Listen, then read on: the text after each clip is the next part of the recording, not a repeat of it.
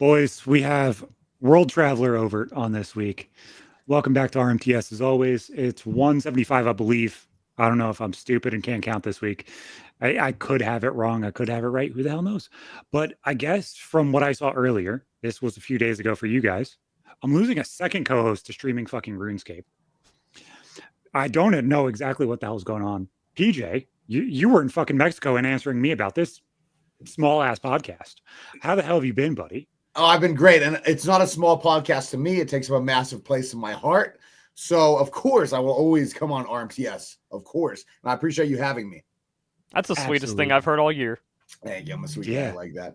But yeah, no, I had a great time. I went to, so I was actually in Houston for 2 weeks filming. Do you guys watch LolCowLive?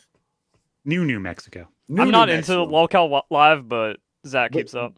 Okay, so did you watch the Fat Camp? Yeah, most of it. I know of it.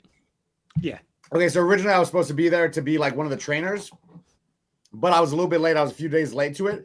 And by the time I got there, everything had imploded with like Wings and Keem and Becky fighting people and all this stuff. So by the time I got there, I feel like the Fat Camp, like lose Fat Camp, turned into gain Fat Camp. Because we got there the first night I arrived, they ordered $500 of Chinese food. I was like, this is probably not the Fat Camp that I was thinking of. Turned into Get Fat Camp. It was a Get Fat Camp. And I think that Billy still lost some weight. Boogie might have lost a few pounds. But yeah, it honestly, I guess at the end of the day, it's entertainment, you know? And so it was very entertaining no matter what. But I do wish that I would have got there just like 2 days sooner. And I feel like I could have steered the course of the camp in a more positive, uplifting direction. I think that's the hardest part about all of it, is trying to figure out exactly where the honesty is. Because with how Keem and Mike run that show, it's very, very smoke and mirrors. It's very WWE of like, some of this could be real. Some of it could be fake. You don't necessarily know exactly where it is. You're never going to know. No, I like the way that Keem put it. Like, because there are people on one side like, oh, are you just like, what is it called? Are you like scheming? Are you, what is the word? Why can I not think? Planning everything. Yeah. Yeah. Are you planning everything? Is this all like a setup, or is it real, or what it is? And I'll tell you, it's really, you know, I think that Keem said it the best way. There's some showmanship involved, but it's like mostly real. You know what I mean? But obviously, like some showmanship, like being a little bit more loud about things, or like even when you go on a podcast, like my dad was just here. When I'm talking to my dad, probably more talking like, "Hey, Dad, how are you?" Whatever. You know? And then I'm on the podcast. I'm a little bit louder just to enunciate words properly to the audience, etc. There is some showmanship that goes in. It's not fake though, the way that some people were making it sound with the whole stuff, you know. No, like even to me, and I was a part of it for a little bit, I saw it as like they have one dude in this in every show who kind of has a generalized idea and topic scheme of what they want to talk about, and they want to make everybody react in whatever way they're actually genuinely going to react. So one person kind of knows how to steer the ship, and everybody else is just raw. And I think genuinely that's kind of the correct way to go about it. You kind of want to gauge people's genuine interest on things and see exactly what they're feeling and everything else. Because if they're not raw and being honest about things, it all feels fake. Yeah. But if you don't have the right people doing it, it feels wrong. It feels disgusting. Like it's just not a show. It's just something that's written out. Yeah, no, for sure. And I think, you know what, Keem is probably, I mean, I would argue that if he's not the best, he's one of the best at putting together entertaining personalities, because everybody there, no offense, LolCowLive universe, I love y'all. Everybody there is a maniac and could possibly belong in a mental asylum. That's the whole point of a LolCow, though. They nailed it. And I think absolutely nailed it. The big thing is like when you also have someone like Wings on, I think they gave Wings like a little bit of guidance, and that's like, oh, he's just actually insane. Like he pushes his wife over to get at Keem. It's like, okay, this isn't scripted. That's a bad look. I think they said like, oh, you want to be mad at Keem, and then he didn't know where the line was. Yeah, no, for sure. That whole situation was crazy. And I'll say this, like I said, when people ask me about it, I think like people were asking me, oh, do you think that he really meant to push her over or what it is? I think that at the time he was so mad at Keem that he would have pushed anybody who was on him. And yeah, that's what it was. If it was, that was our conclusion when we were trying to dissect it frame by frame, because he put some elbow in there. That's not a good look. Well, in the he put some elbow in. He really did, really got dude. him with the KSI Yeah. forearm. But like, even if you see him walking toward, he's pushing past everybody. He's like, people are grabbing his shirt. He's pushing them to the side. He's pushing everybody. She gets on his neck and he pushes her. Like, I don't think some of the chat was saying like he specifically went after his wife was kind of the general attitude of some people. Like, oh, maybe this is more than just a situation where, you know, maybe it's more than him just mad at Keem. Maybe there's some issues in the household or whatever. I personally didn't see that. I saw a guy who was mad, who's pushing everybody out of the way to get to the guy that he's mad at, you know? And that's so what that's I mean, how I feel about it. with like the scripted part more being guidance. Like the guidance is Wings go off on Keem, and then it's not nothing else is going to be directed. The emotions and feelings all of a sudden actually are there because it's Wings. Like, to me, Wings is a very, very intelligent guy, but he's like very, very one direction. Like he's smart. He knows how people work, but if you get him off of the direction that he fully understands people, he kind of gets disconnected. I love Wings to death. I don't agree with any of the shit he did. Like, and that's my place. Like, I loved the start of PK. I love all of those times. I watched all those Fallout series and everything else.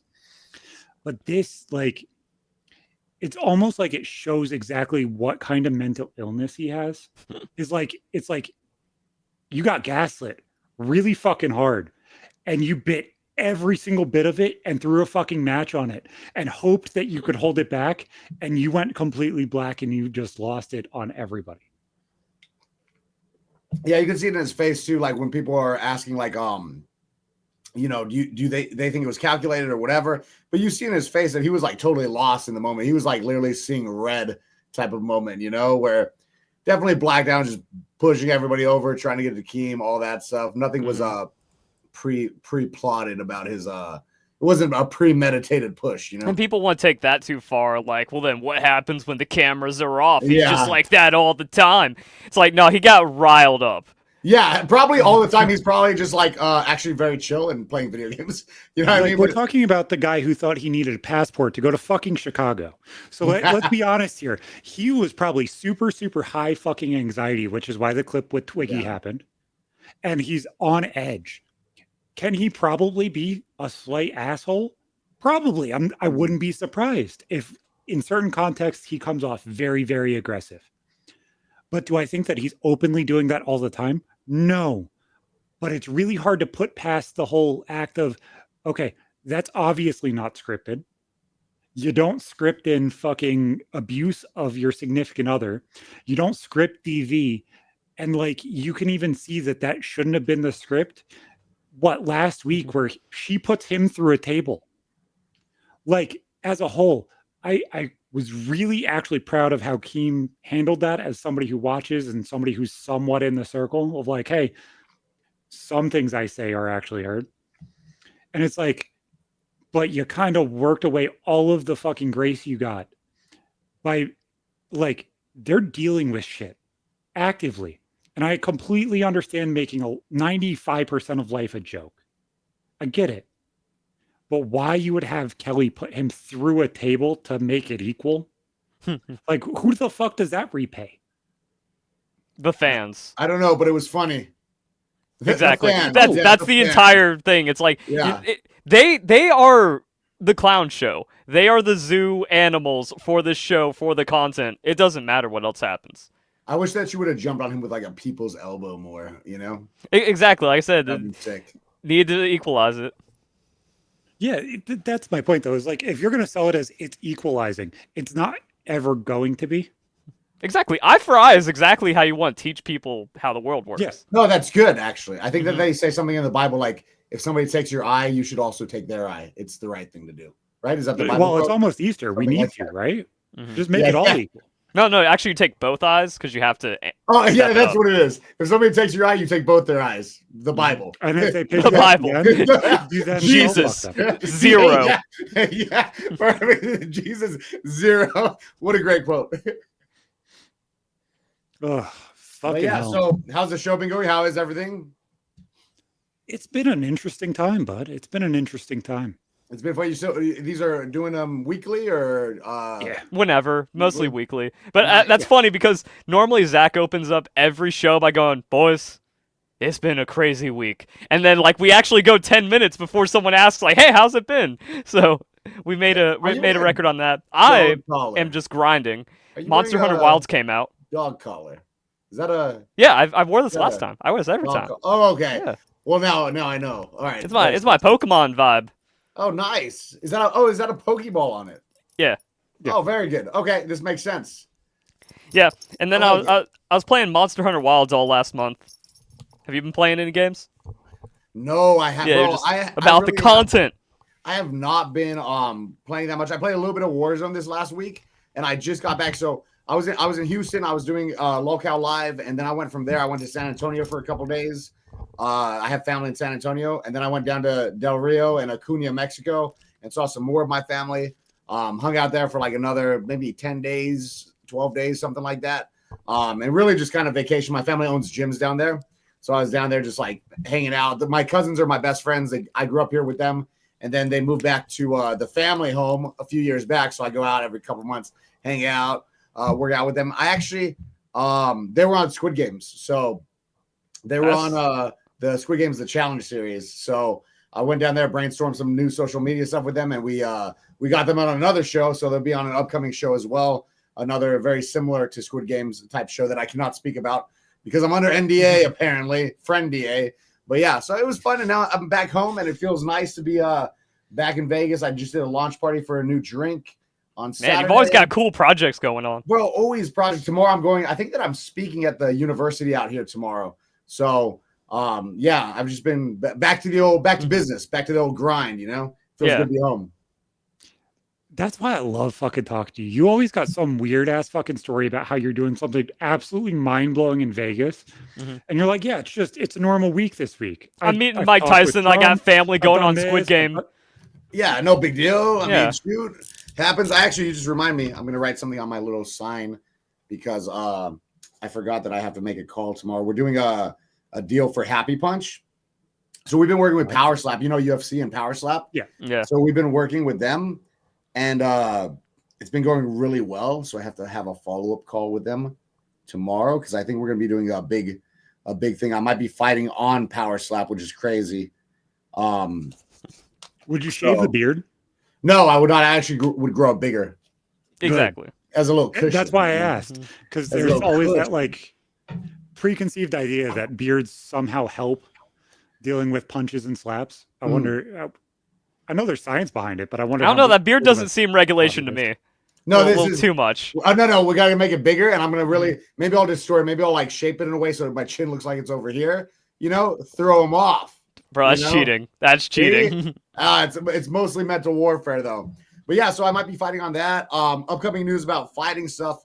So I recently tore my MCL. I was training with a heavyweight MMA guy out here, another black belt, and I got put in a heel hook. Normally, I have no issues with that. And normally when I roll with the guy, it's I feel my skill level is higher, so I've never had an issue. And it was the last roll of the day. We were sparring. He gets me in a heel hook. I try to spin out of it, and my knee popped. I was on crutches for like 2 weeks. I've been injecting myself with peptides. And now I can do everything normal. I can walk, run, jump, squat, whatever, but I think no more wrestling for me for at least another 6 weeks, unfortunately. And normally that's what I do all the time. I'm first degree black belt in jiu-jitsu now, which is amazing. But yeah, I haven't been able to train for the last 7 weeks now. And then I have an upcoming boxing fight here in Vegas, which I haven't actually talked about publicly yet, but I will on your show. So I'm fighting on Crypto Fight Night. I have not fought in 2.5 years. I'll be doing a boxing fight with Crypto Fight Night in Las Vegas, and my original opponent has pulled out, and my friend who's fighting on there, fake Logan Paul, if you guys are familiar with the fake Logan Paul, his opponent pulled out, and we're the same weight class. So as of right now, it looks like him and I are going to be facing off against each other in the co-main event of Crypto Fight Night in front of 10,000 people in Las Vegas. So that'll be the end of May. Yeah, nice. I could have swore that you said something on LolCow Queens that you had a fight scheduled or something like that. So I was like, oh, let me put that on the docket of topics. I had it. I was surprised that it was something like that. I didn't remember exactly what it was though. Yeah, so I was supposed to fight on Dylan Dennis versus KSI. I was going to be fighting on there against a guy named Virus. He's like some Spanish influencer. I think he fought in front of like 80,000 people in Spain. He's a pretty big guy out there. So I was going to fight against him on Dylan Dennis versus KSI. And then I tore my MCL. I didn't tell anybody because I was like, well, I mean, worst case scenario, like I still want to, you know, make a bag and be on that massive show. So I was like, just wrap my knee up and like maybe, you know, take a little caffeine, get out there, take steroids, maybe. Virus, steroid guy. He got caught for steroids, by the way, which is why I called him out, which is funny. But then the whole show got canceled because KSI was sick. So it actually worked out, I guess. Worked out. Yeah, it worked out because I didn't have to pull out and feel stupid, and B, I didn't have to go out there and fight with a bum knee, you know. So now by the time my next fight rolls around here, I got about 7 weeks before the fight. I should be all good. Like I'm totally good to do all the normal stuff. I'm gonna feel it out. I haven't boxed yet. I hit the heavy bag a little, but I haven't sparred boxing yet. But I'm thinking that I should be like 95% by the time the fight rolls around. So I should be good to go. Yeah, I remember when I tore my meniscus. It felt like Jello. Yeah. Like for so fucking long. I didn't have surgery or anything like that, and it wasn't the worst tear that the doctor saw. But he's like, it's gonna feel weird. Like they had to sandbag my leg in order to do the MRI and make sure that I tore and everything else. And like it was swollen for 5 days because they sandbagged my leg and filled it with blood and everything else. It was fucking hell. Yeah, it's not fun. No, how I tore it was the most stupid dad thing that you've ever heard, though. Please tell me. So you remember those old school fucking rocker chairs that everybody had that were like $39 at Walmart? Yeah. So I had one of those that had like a speaker in the back of it that you could plug in, but like didn't have the pedestal. It was still like a normal rocking chair. And I had my feet set up on my TV stand, and we were sitting in my first apartment, which was actually a trailer. It was a single wide that was a 3-bedroom trailer. Had my feet up on my TV stand, and my baby, who just started walking, she's my oldest. She's now 14 almost. It's fucking mind blowing. But she walked over to me and wanted to like bounce on my leg. So she went from like my thigh to like my knee, and then jumped up and lifted up her legs and went full complete down on my fucking knee, and it just bent backwards. And I couldn't. The backwards bit, you never want to hear it. Yeah, no, I couldn't fucking move. Like, it just froze me. I'm like, ow, nope, something's not right. Just something's not right. Like, it's not okay anymore. It was one of the worst feeling things I've ever. How long did it take you to get back to like 100%? Or do you feel 100% now? I do now. Okay. It probably took like 5 or 6 years, but also I was working at Walmart at the time, and they thought it was smart to have people move entire pallets of bananas that were like 1,500 pounds with one pallet jack by yourself. And the floor like would go into dips where the fucking drains were. So I rammed the fucking drain with the fucking pallet jack with the ton worth of bananas. And I retore my knee like 3-4 times in the couple months I worked there. And they're like, you don't get off for that. You were injured when you joined.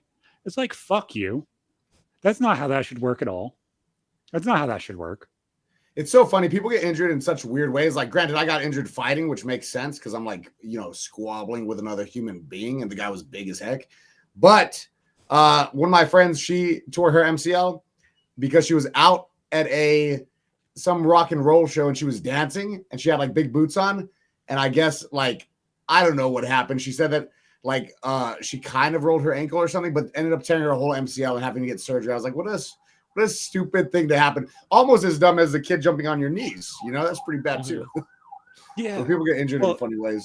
I think a lot of those ankle rolls and tearing your knee and shit is one of the more common ways to do it if like you're not an athletic person. Yeah. Like, think of how many times you've heard Woody say, oh, I tore my ACL, I tore my PCL, whatever. Like, multiple people fucking do it. My ex-wife was walking down the stairs and just rolled her ankle and tore her PCL. I was like, how the fuck do you do that? How are you so incapable of walking stairs that you tear your fucking patellar tendon as you're walking downstairs? Yeah. It's one of those freak accidents for sure. But it's it's not. I want to go back to Warzone. I've been sitting here trying to talk about Warzone because I'm interested in it. I played it again. I want to know what people are thinking because I think the new movement from Black Ops 6 and Warzone, it's still overtuned. Way too much. You think so? Yeah. I haven't played enough. I only played it like a little bit when I was out there with my cousins, but I haven't been on my side. I literally just updated all my stuff because I've been gone for a month, so I updated everything. I signed on to Warzone the other day to play, and then I ended up getting a call. I had to leave, so I just told my dad, I'm like, Dad, nobody bothered me for 3 to 4 days. I'm playing Warzone, you know. But right. I mean, from what I played, it was fun. It's nice to have Verdansk back for sure, you know. Oh yeah, that's what I mean. Like even if you got like a 3-game experience, if you got like something to say about it, because I also hate that like every kill cam is someone using controller with the rotational aim assist, and you just get laser beamed down on faster time to kill. I'm like, I want to enjoy Verdansk. The devs won't let me. That's what it feels like. You just gotta be better. You just gotta be better. You know. How about that? You just gotta be better. No, honestly, man. Yeah. I'm just like. I'm such a casual Call of Duty player right now, but with Verdansk, I'm gonna start streaming again and stuff, probably on TikTok, because last time I was streaming on TikTok, I was averaging like, I don't know, 800 viewers or something concurrent all the time. So I'm probably gonna start streaming again, and then I'll update you as soon as I get like 24 hours of gameplay. I'll update you with my honest. That's opinion. good to know. Yeah. Yeah. Because I feel like, because me and my friends were just like, oh man, Verdansk is so cool, but the core game with Black Ops 6, they haven't brought back Verdansk feel, and I just want to be like, validate me, everyone. Say this feels off. It's wrong. Yeah. So from what the devs said, they said that they cannot overtune the Black Ops 6 movement and stuff that it did completely back to where they want it. Like they've already come out and said that they can't move it back to exactly where they want it because of the base game it is right now. Once it turns from Black Ops 6 to the next one, if it's not Omni movement, I assume that that's probably what they plan on doing anyway. But they also plan on doing something different when the next Battle Pass comes out. They're going to be tweaking it more and doing more with it. This is just kind of like the dry run of, oh, look, here's Verdansk. They're going to be changing it even more than what it already is. I saw the patch notes, and they just made me have like no faith, because they were like, reduced strafing speed by 6.2%. I'm like, bro, it needs 20% less. Just do that and fix it for now. Just hot fix it, nerf it. Don't let these controller kids be able to like 360 around you with perfect aim. I hate it. What are the view? Do you know what the views look like on like people's streams and stuff for the Verdansk return? Is it really high again on Warzone? Because I actually don't even know. Yeah, I've just been playing. I haven't been following anyone. Not as far as Twitch, but obviously Steam player numbers are the only thing that anybody kind of can go off of. It had 100K, which it was almost down to 40 before season 3 dropped, which is kind of a big jump. I don't even play on Steam. I play Battle.net, so I don't know like how many concurrents there are. Steam is the smallest player base out of all of them. It's not bad. I mean, 50,000 viewers on Twitch right now, 50,000 viewers for Warzone, and 80,000 for Fortnite. So I would say that's pretty good. Yeah. Yeah, maybe back. At least for right now. If we're saying back, like, I go on the Reddit to kind of see like where engagement is, and the Warzone Reddit by itself is only 126 online.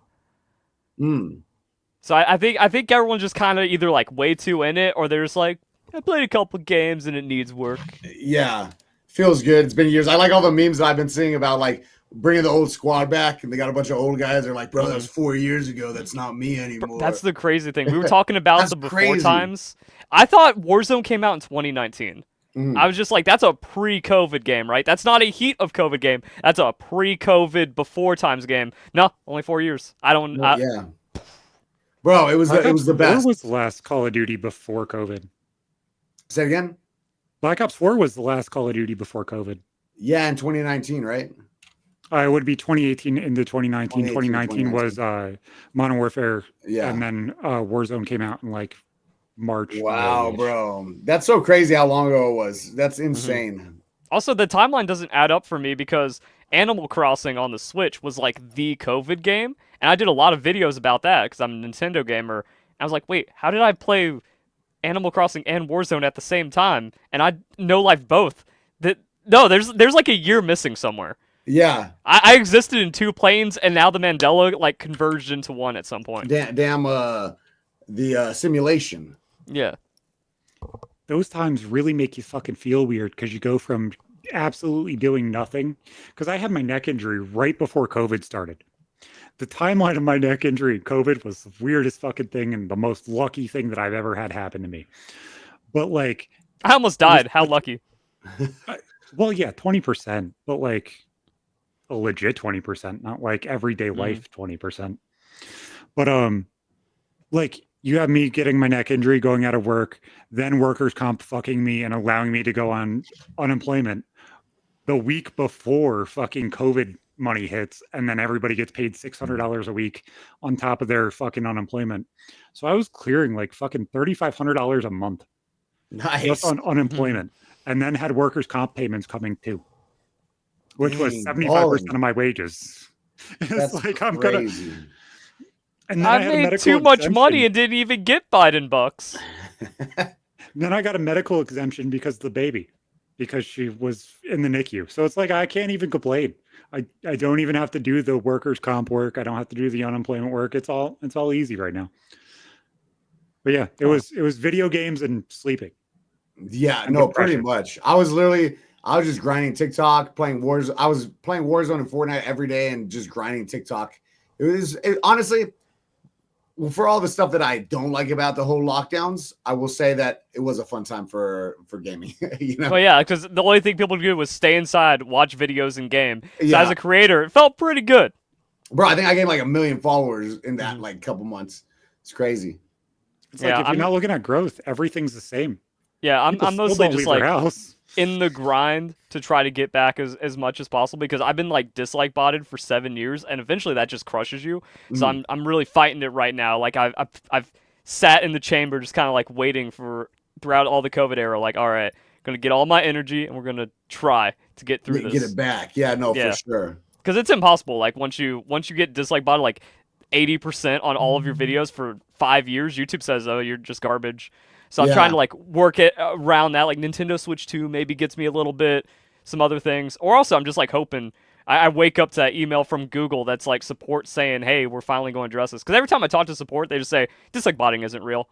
And they close the ticket. I'm like, okay, that's fun. And yeah, that's helpful. That just pisses me off. It's like, oh, and then my video went from 100,000 views to like 3,000 views. And it's like, I just don't want to work. That doesn't make sense. Cancer, and he still has a YouTube channel and a YouTube career. You absolutely can rehabilitate this. You got this. No, like it's impossible when you have that much dislike botting. But that's why I'm still just like I'm working on the grind. I don't know how it breaks. Like, it doesn't break or come back. Actual fake cancer. That's crazy. I don't understand how I'm more canceled in the Pokemon community than like everything everyone else has done. I said cheating is wrong, and then I supported Trump, and then that makes me like the blacklist of Google's YouTube somehow. Yeah, that's so crazy. The whole Trump thing was so wild too. Like I was watching the Nelk podcast the other day, and they were talking about how they had Trump on, and that episode got deleted. And then when they went to the YouTube party for the when he got elected president or whatever, they went to the party, and at the YouTube party, they had a big collage of like a big montage of all the different clips of Trump on YouTube. That's insane. They had their podcast up there, and they're like, bro, you guys took down our podcast, and now you're celebrating it? That's so insane. I think my problem is like I got dropped in the cracks through like the 2016 YouTube era because I did the Trump victory lap, and then YouTube said, this kid's got to go. And then like all these other people, it was like it's kind of became acceptable again, where it's like you can support Trump now. We won't delete you off the channel. But I'm just gone. They're like, this kid's got dislike bodied. He likes Trump. We're just going to kill his channel off for the rest of time. So I can just like keep trying to fight, and that's the hope. It's like they find me one day, and I'm ready. Man, I wonder if I'll ever come back to doing YouTube videos. Maybe if I start like a streaming career or something, like maybe IRL streaming, because like I haven't made YouTube videos in forever. I upload shorts here and there, and they get like, let's see, like 3K, 10K, 2K, 5K here and there. Yeah, shorts is weird. Shorts is weird, right? But I wonder if I came back and just start like uploading like a ton of shorts, you know, spamming shorts all day, if that would help the long form content. I tried the short spam, and I was just like, oh, these do absolutely nothing because I'm shadow banned, so there's no point in shorts. I thought it would be like the cheat code out, and I was like, nope, still gotta wait. What I've seen is that it allows videos to grow as long as shorts are not uploaded at the same time and within 12 hours of the long form. Interesting. That's kind of tracks. I have four shorts going up per day on every day other than Thursday when this podcast goes live. Yeah, I got to figure out what the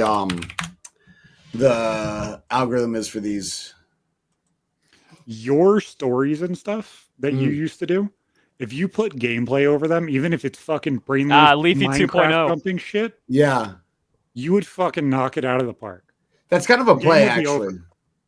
If I did that, yeah, because I have so many. Think of how many more stories I have now. When was the last time I was on here? Like Not long ago. 7 months ago, yeah. So that was That's before. what I want to do with Woody's channel too. Is I want to upload Mail Monday clips, Mail Monday story, do a completely separate fucking video, get a nice scumbaggy clickbaity title, and just push it. It doesn't matter if it has a bad word in the title. If one gets fucked, one gets fucked.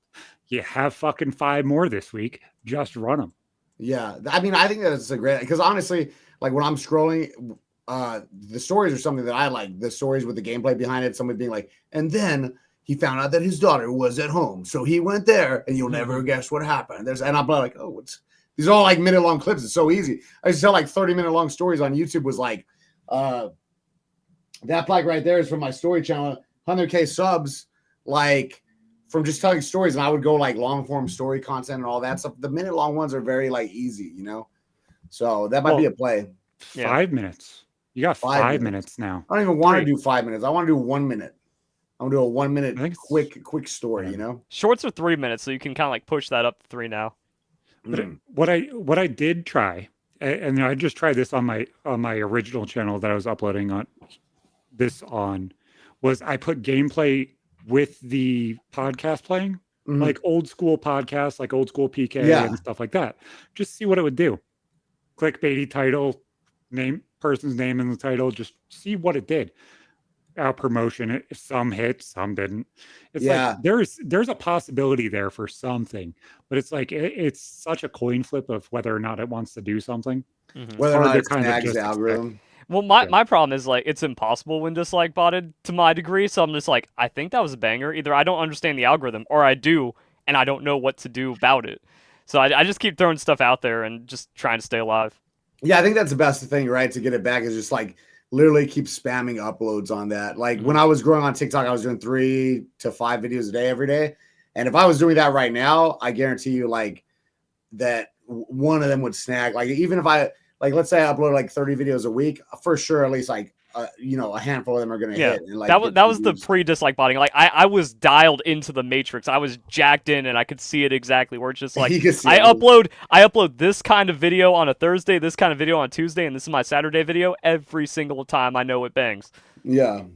No, and then that stopped, and I'm just like, I guess I'm just during Prime YouTube, I knew for a fact I would always upload a video really, really early Sunday, like 3 a.m. And I knew for a fact every Sunday that video was gonna bang, bro. Like I just knew it because of that. Well, it was the Thursday mornings for me because it gets that immediate push. Then it just kind of starts to drop off. But Friday into the weekend was when that fucking. So that's why no one's uploading on Thursday morning. They think that's a bad time. Not when you get that. It was a bad time. That day 2, day 3 push is unbelievable. As stupid as it is, I feel like genuinely, because we haven't hit the algorithm yet, none of the little tricks that we have done will be seen yet. But more than likely, some of those little tricks that we have done, whether it's things that we've talked to PJ about, talked to Drifter about, talked to like numerous different people about, what's going to happen when it does hit? I don't know, but you gotta stop saying the R word. That's the problem, because YouTube now reads our transcript. They see you say effing R, and it's gone. I turn it off. YouTube still sees it. It doesn't matter if you turn it off. YouTube knows every word we say in this, and they see bad words, and that's why we're suppressed. And then you just go, man, this situation this week was F and R. And I'm just like, and there goes our video. AI stopping me from my freedom of speech is ridiculous. Exactly. Just, support beer and a whole bunch of other things on here. Exactly. I don't even want the stupid fucking ads. Put the good ones on here. Like beer. And the thing is, I support taking that word back, but you're not allowed to put in YouTube videos. They don't like that. From what I know has been monetized elsewhere, yes, they do not care. The algorithm cares, but the monetization doesn't. The algorithm might not care. I mean, might care. I'm saying Yeah. like That's what I mean. Like, monetization oh yeah, you we can don't. say it and keep your video. You used to say it once and that video's gone and you get a strike. Now Oh, you're allowed to absolutely. say things. Ugh, it's weird. It's weird. I feel like there's so many things like titles and stuff like that that we've done that might actually absolutely impact things growing. Might actually be interesting, but some just get screwed over. Mm-hmm. So, I miss PJ, 2016. I know you were. Oh shit. Oh, that's interesting. Look at The that. Those boys. two banned The boys. The people. boys. All right, now the podcast is definitely demonetized. Yeah, he was hearing that. He's like, oh yeah, they haven't done anything to tank. I gotta get the competition out of the way. Of course, hey, we might That as dude, well. that's actually the strat. You go on every podcast and then just tank them, and it's only you left. That's crazy. I'm the You have my guard down, dude. You're so nice and friendly, the lovable. apocalypse of every podcast. You're so lovable, and then you're just like Check this out. demonetized. Yeah, I'm mischievous, you know. Yeah, no. So I just since last time I was on the podcast, obviously I've been like traveling a lot. Went to Saudi Arabia a couple times. I went there for a few weeks actually for some fights. Was recently there at the UFC out in Riyadh. Beautiful place. I got to ride a camel. Met a lot of people. Got to. I actually have kind of a funny story. So first, I'm going to show you a picture of me in Saudi Arabia looking like an absolute boss. I don't know. Look at that. Sick. God damn. Nice, right? Look at that. Yeah, Very cool. You're decked out. You Traditional clothing, everything, bro. The thobe. full experience. I got the full experience.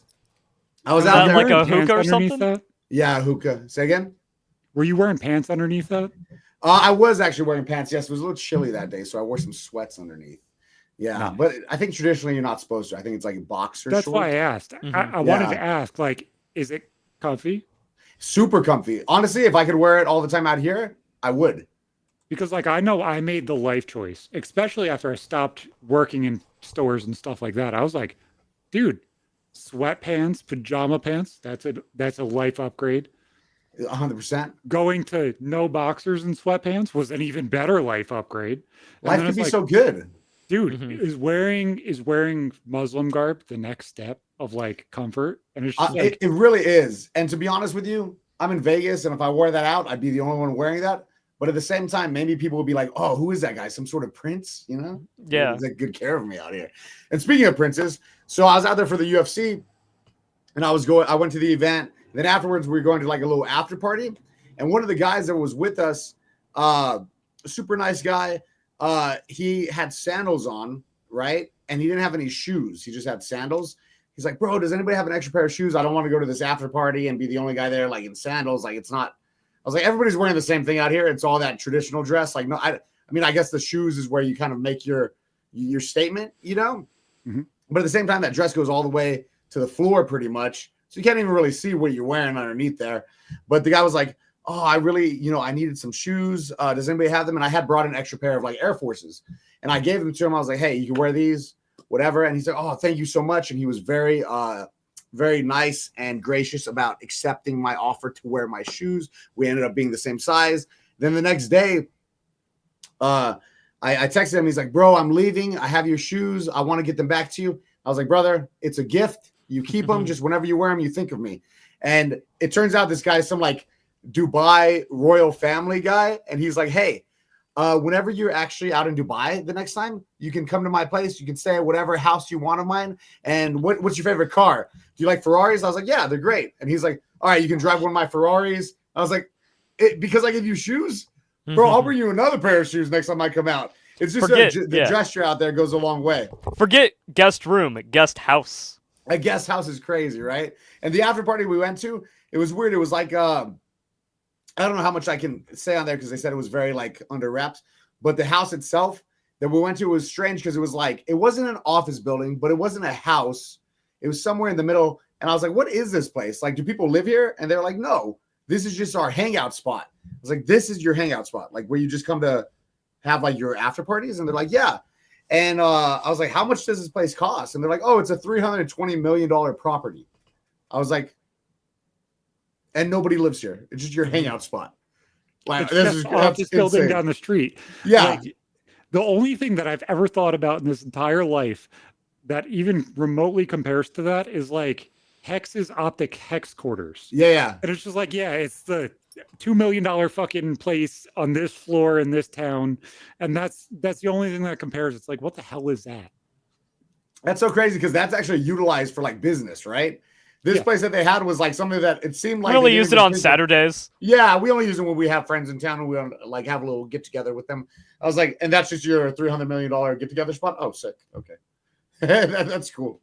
The money out there is like different. It's a different level of money for sure. I mean, if you'll trade me like a crazy Dubai experience in exchange for shoes, then I know that like it's to me what the shoes were to me is what the Ferrari is to you. Like, yeah, you could just take the Ferrari. Like, okay. It's almost like they see that as actual respect.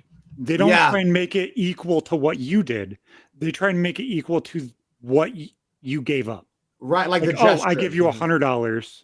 Yeah, 1% of yours is 1% of theirs. Yeah, for sure. That was one of my favorite pair of shoes. Actually, I wore them all over the world. So I was like, it's it's very near and dear to my heart. But for you, you can have them. And I think that he really enjoyed that gesture of like of kindness. No, that's so honestly so fucking sweet. But as a whole, it's just like it's so interesting to see how different people actually see the world. Because how many Americans can you be like, oh, they would give me the shoes off their feet, and then they'd be like, yeah, come stay in my house, not the house that I live in, my extra house. The lake cabin. You live, down the street from my lake cabin. You can go there whenever you want. Keys under the mat. Yeah, it's super Thanks cool. for the Everybody shoes. out there, the culture out there is great. I actually love it. I'm gonna go back again in June, I think, June or July. I'll be going back there, but I love it. Everybody's super respectable, very respectful, and very nice. And they love American suit. They loved it when I was wearing the traditional outfit, the thobe. They were like, "Wow." Like, you never see an American wear this stuff. This is like really cool for us because it means you enjoy our culture. So I ended up making friends with a lot of people, like some of the government, some of the royal family. It was definitely a crazy experience. I got to bring my cousin with me as well. And he's like my best friend. So we had a crazy boys trip out there and super fun. We were with some other YouTubers, like some guys from FaZe Clan. We were some guys from Netflix. CJ So Cool, who's like a big YouTuber as well. He was with us. And probably one of the coolest trips that I've ever been on. I put together all the money from everything that we did. Like, I added up all the total costs of what it would cost me if I just want to go out there by myself. It was like $70,000, like for the tickets, for the UFC tickets, for all the activities that we did, the hotels that we stayed in. I had a personal driver the whole time. Like, all that was like a $70,000 trip, and it was taken care of by Riyadh Season, which is like the entertainment company out there that flies in people. They did the deal with Cristiano Ronaldo to bring him out there. So a lot of these guys, like, they get paid a lot of money to come out there, and the money is just a different level. Like, if they can afford to spend $70,000 on a little guy like me, like, imagine what they do for all these other people. It's insane. Yeah, and it seems like they genuinely want to do it, and they want to like show you that they're okay. Yeah. And that might like sound like a stupid way to explain it, but it's like for so long the Middle East was like that place where everybody was like, yeah, I'm gonna get bombed if I show up, dude. My plane's not even gonna land. Yeah, so like that is what people think, right? I guess it's kind of like where I was I was kind of comparing it, like it's almost like people hear about LA and LA's bad, but then Beverly Hills is very nice.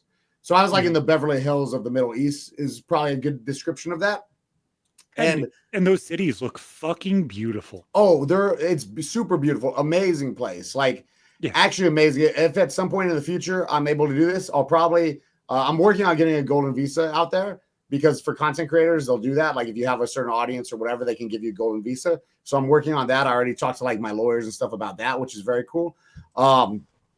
But just the experience out there is, like you said, like for so long, the Middle East has sounded so scary to so many people. And now, especially in America, right? Like, even my cousin, who's traveled a good amount, when I told him I was going to Middle East, I'm going to Saudi Arabia, he's like, is it cool out there? Like, because I had already gone once before.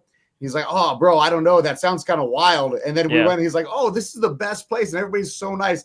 And the way that they have their society out there and the culture out there is just like, insanely respectful. I was taking a picture. I was taking like a selfie with me and my cousin in front of one of their big like mosques out there.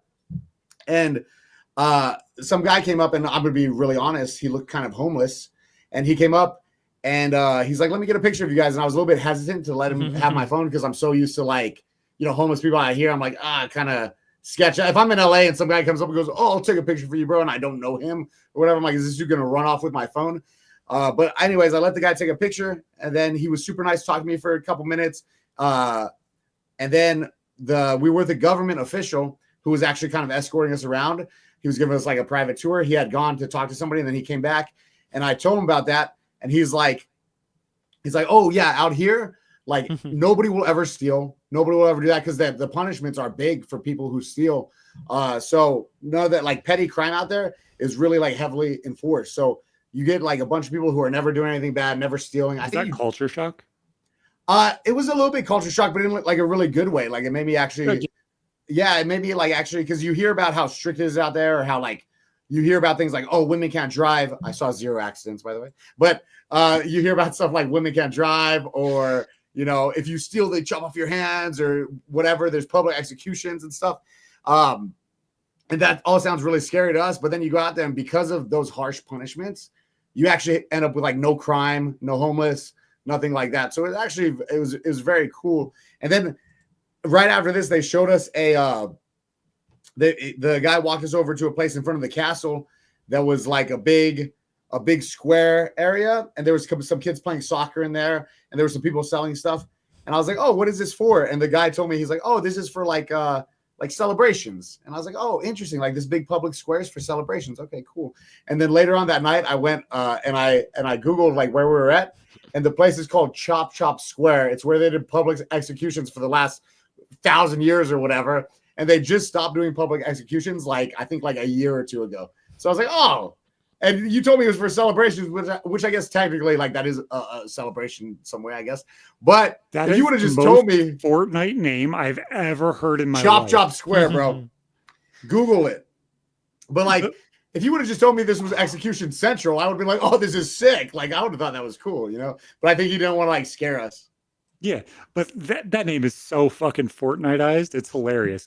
But like, it's so interesting to hear like firsthand account of what that place actually is, because that's one of the places where it's just like slowly crept up that list of like, oh, that's the top 5 places I want to go, whether it's Riyadh or Dubai. It's like, no, it's getting to the point now where it's like that's in the top 3. Yeah. Oh, for sure. And I still haven't been to Dubai, but I'm planning on going. Hopefully, like when I go to Riyadh, I'm going to try to schedule time because I want to go this summer. So I'll probably schedule time to go over to Dubai. But from what I've heard, Dubai is much more like the tourist capital, you know, and Riyadh is still very traditional. Like I went to some markets over there in Riyadh, and a lot of people speak English. But when I would go kind of more out of the downtown area or the central area, I went to like a marketplace and pretty much nobody really spoke English. There's a couple people, and if they did, it was very choppy. Whereas if you're in the middle area, you get a lot of people that speak like very clear and fluent English. It was pretty cool because I went out to the marketplace to buy that traditional garb, and walking around there, it was like I had so many people. So I met a lot of people that recognized me like at the events and stuff. But when I went out to the more the like actual city area away from the tourism, so many people took pictures with me just because I was a white guy in the traditional wear. They're like, no way. They're like, they'd come up and they'd be like, American? And I'm like, yeah. And they're like, oh, I love the clothes. Can I get a picture with you? And I probably took 100 pictures with people that just wanted a picture with an American in the traditional like, just as clothing. Popular. That's crazy. Yeah, it was crazy. I was like, this is cool. You versus PewDiePie, same amount just for just for wearing the outfit. I was like, this is so. It was very cool, and everyone was super duper nice, and it was cool to see how like accepting they were and how excited they were to see like an American wearing their clothing. It was cool. It's like they love that transmission of culture and stuff like that almost. Like, do they want it to touch everything that they do? Absolutely not. I think everybody kind of genuinely understands that. But I think at some point, they genuinely like that there's a transfer of like, oh, you come here, you enjoy our culture. And like, it's almost like they're importing culture. Oh, we're going to bring all of the content creators. We're going to bring all the streamers. We're going to bring this person and that person. And it's like all of the top people. Yeah. So like, it's interesting to watch them be like, oh, we like that star. Guess what? We're going to pay them to live here for the next 5 years. It's Yeah, like, oh, that's which is great. Like obviously they're getting a lot of people out there. When I was watching the UFC, Cristiano Ronaldo was like 3 seats away from me. It was pretty cool. So I got to say what's up to him. He's like 3 seats away from me. I was like, what a crazy, like, it just, they really are importing all the culture, and they're really, it's working, you know, and it's cool because they're so excited about it. And I can't overstate how helpful everybody was as well. Like when I was out there, when they would see me and I'd ask, like, I'd come up and I'd have questions about certain things because obviously it's a lot different and they have different like food over there and all this stuff. So it was cool when I'd be walking down and somebody would want to take a picture with me. They'd see me in the traditional wear and then they'd be like, oh, like, do you need help with anything? Like this right here. And they'd explain something to me like, oh, if you go to this place, to this shop, this is what you want to do. Definitely try this. And just kind of giving me like, almost everybody gave me like a mini tour of everything, you know? And I came back with so many gifts. I probably left. I left with a backpack and I came back with a full suitcase, just like full of gifts. It was like crazy. Like gifting is a huge thing in their culture. Yeah, that's so cool. Like it's one of the few places where I'm like, that's actually interesting enough to go. Oh yeah. If you can go, 100% go. Like as I've gotten older, I've looked at everywhere and I'm like, I understand that it's, you know, Italy or Germany. It's like, that's just slightly different. It's slightly different culture. That's all it is because America has spread so far and taken over so much culture that it's like it's not. I can't picture it being much different. You're still Yeah. going to Italy and getting pizza. Well, I definitely do want to go to Italy and get pizza because that sounds insane, and I haven't been there Yeah. yet. But I understand what you're saying. The culture shock from going to the Middle East is like 100% a different level than like going to Scotland or Germany or something like that. Yeah, where we immigrated from. Yeah. Don't get Exactly. me wrong. It's It makes like- me feel in touch with my roots to go out there, but I'm a little bit Scottish. But like that's cool. But yeah, that whole like crazy culture shock of going to the Middle East is insane. And I gotta say, it might be, if it's not my favorite place I've ever been to, it's definitely like top 2 or 3. Especially when we get that experience. Yeah, well, yeah. I mean, granted, I was treated very well, but I think that even when I would venture off from like, because obviously we were treated super well because we were like guests of, well, the first time I was out there, I was a guest of the royal family, so it was like we got crazy treatment. And then this last time we were guests of Turkey, Al Sheikh, and Dana White and the UFC, so we still got insane treatment. But even when I would venture off from the group, or I stayed a couple extra days and just like went around on my own and like gallivanted around, man, I cannot say how good it was and how nice it was. I think even if you just went out there and like got the cheapest hotel and had like the cheapest vacation you could possibly have out there, you'd probably still have an amazing time. Yeah, and it's so weird to think about things like that. Like hearing those stories about Riyadh or Dubai, it's like, oh my God, that's so amazing. And then you see the pictures like near the pyramids, and it's like, I will see it on Google Earth because that's about all you would get anyway. I don't want to sit at a McDonald's and see a whole bunch of garbage next to a pyramid. Yeah. I'd rather go to the nice city where everybody's nice and not try and cut each other's hands off instead of going to Egypt and everybody's fucking nasty and there's garbage everywhere. And it's mind blowing because like you hear about these places like Egypt or other places like that where it's like, oh, you're supposed to want to go there. And it's like, it's just not taken care of and it makes you sad. Yeah.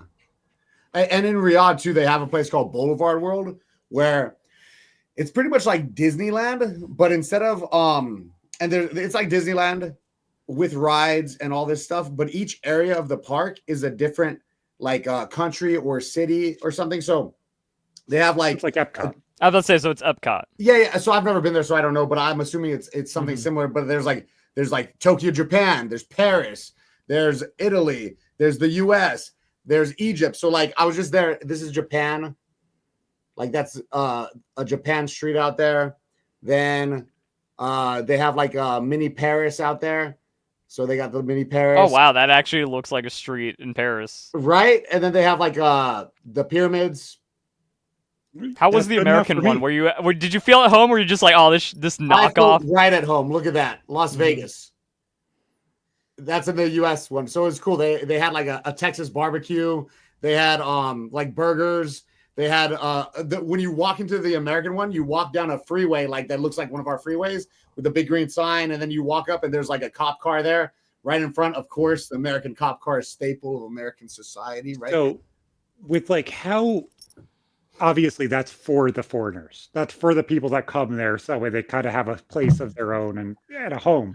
Is Maybe the locals actually enjoying it as much as you guys I are? think it was mostly locals, actually. I mean, obviously, like it's not a tourist destination as much as like Dubai is. So in Riyadh, there was like 99% locals that were going there, and they probably think it's cool because like walking through there, I was telling people, I'm like, oh, Las Vegas sign. Like, I'm from Las Vegas, and they're all like, what? Like, that's crazy. This is amazing. They're all so excited to meet somebody who's from there, and it's kind of a park that I felt like it was locals going there to kind of see a little bit of culture, because each place had like different food from that culture as well.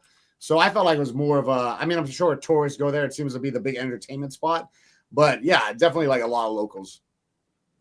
Like I look at those places and I feel so fucking comforted. And I don't know if it's my ADHD tism, whatever the hell it is. But like when I went to the city last time and we were almost kidnapped, literally I felt comfortable. Like it like quieted my mind down. I just felt like I was at home. Yeah. And it's just like I feel like places like that where it's like the lights and everything else, I don't know, they're comforting to me. And I don't know if everybody's like that or if it's just, the tism. Well, it depends on what you mean. Like, for example, in Vegas, like I have a house that was like, I have a house that's like 20 minutes off the strip, and it's quiet, nice neighborhood, very like slow. But I mostly live here on the strip because I walk out my door and I'm like a 2-minute walk from the casinos. And I like it because I hear people outside all day. Like I hear drunk tourists outside. I hear like the police cars. I hear like the convention center people like walking around. And to me, I don't know if it's my tism or my ADHD or whatever, but hearing all that noise out there makes me feel really comfortable. So I end up staying here on the strip a lot. So I need a little overstimulation, I think, in my life. No, exactly. Like we went down to Radio City to see Matt Rife. And we parked right directly in the city. We drove down ourselves and everything else. And we were just walking around and it just like it calmed me almost. It's just like, no, this is how life is supposed to be. We're social creatures, Like I was down in visiting my cousins, and it's like a really small town. And don't get me wrong, I enjoyed it and it was fun. But now that I'm back in Vegas, where it's like everything's like action, action, action all the time, I feel so like relieved to be home, Yeah, no, like I feel so weird with that shit. I really do. I feel like that needs to be a theme, like an American theme park angle. Yeah. I was like, oh man, if I can find this picture, I forget what they call it. There we go.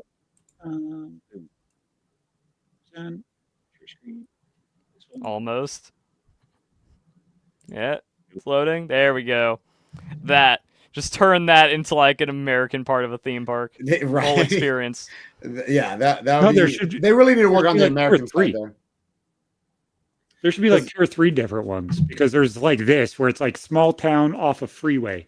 And then there's like New York City, LA, and Vegas, which are all completely different from that. Yeah. Oh, out in Riyadh, they had a mini Times Square as well, which was really cool. They had like a mini Times Square looking exactly like it, but like small. Had like all shops and food and everything. Bro, it was literally one of the coolest places I've ever been to. You know what would be really funny? If they made it so way you bumped into the fucking sides as you walk down the street because you're supposed to be American and you're supposed to be fat.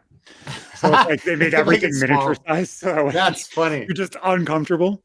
That'd be fucking hilarious. Food out there was amazing though. I had a camel head.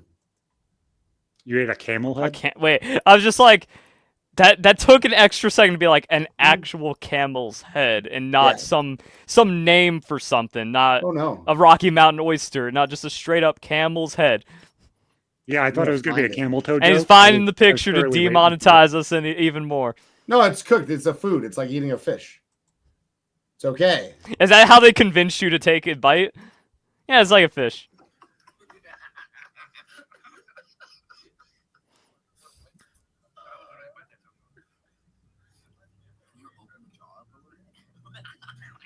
Wow. That's like when you're watching a survival show and there's just like a deer head. Yep. Yeah, So that's a traditional Arabic dish. It's very delicious. I don't know. I struggle with those things, man. It's good. I would have put it in a taco, ate it up, but instead I didn't have a taco, so I just ate it out of the skull. See, I've done weird things. Like I remember going fishing with my sperm donor of a father, and Okay. like I ate the fish eyes out of a fish because we were camping, and it's like, oh, you cooked this over open fire. You got to eat all of it. Yeah. And it was like eating a jelly bean that tasted weird. And is extra squishy. Yeah. You can spread it on toast. No, it literally. Do you remember those jelly beans that were like fluid filled? They were like almost like pills almost. Yeah. When you bit them, they like burst. That's what it was. Except it was an eyeball instead of a jelly bean. One of the other guys I was exactly a gusher. Yeah, a tasty just a harder gusher. A salty gusher. A stale one. A stale, salty nice and crusty on the outside. Really selling it.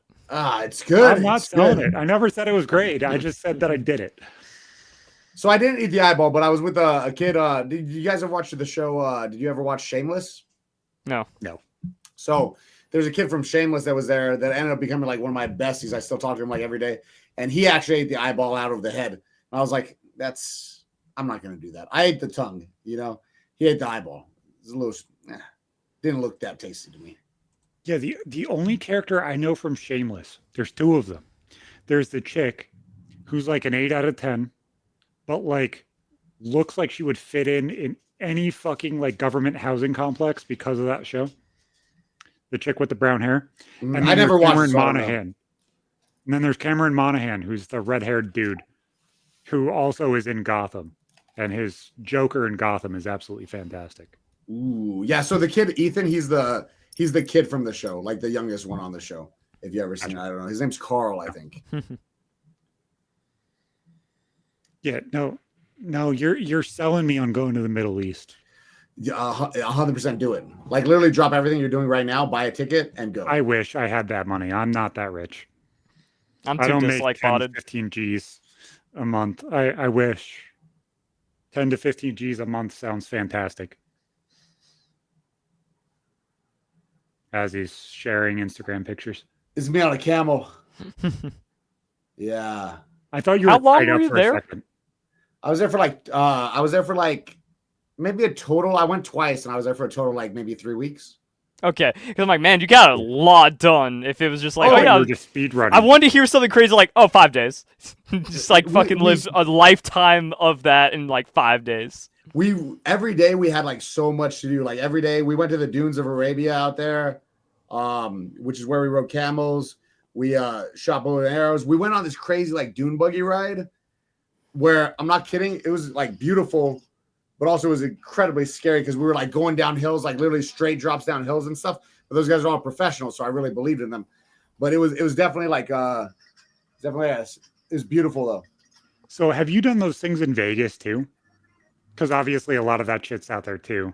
Like, can you compare like the things that you did in the Middle East compared to like Vegas? It is interesting. You can translate desert to desert. Yeah.